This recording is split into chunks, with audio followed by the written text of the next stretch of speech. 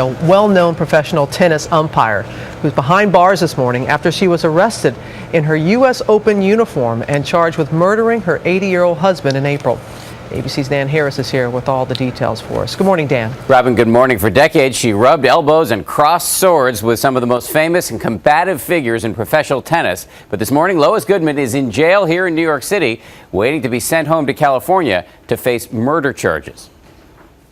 The U.S. Open is known for fireworks and fierce competitors, but never anything like this. Lois Goodman, a 70-year-old well-known umpire who over the years had been on the receiving end of jeers from fans and glares from John McEnroe, now accused of murder.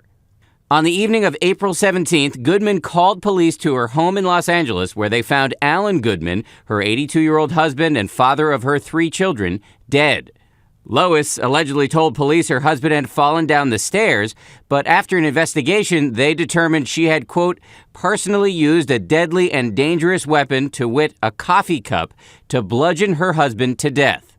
We located the coffee mug in several pieces at the crime scene. Police say they had trouble tracking Lois Goodman down, but they heard she'd be in New York City for the U.S. Open, which begins next week. The following day of the murder, she was back to her regular schedule. Just as her routine just kept going like it never stopped. And Tuesday morning, she was arrested while leaving her hotel, wearing, as shown in this New York Daily News picture, her U.S. Open uniform. It appears to be a disgraceful end to an illustrious career. After running an auto parts store with her husband, Goodman, an avid tennis fan and player, started working as a linesperson in the 1970s.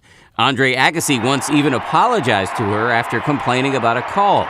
Being an ump is a low-paying job, and it involves putting up with players and crowds who can be disrespectful.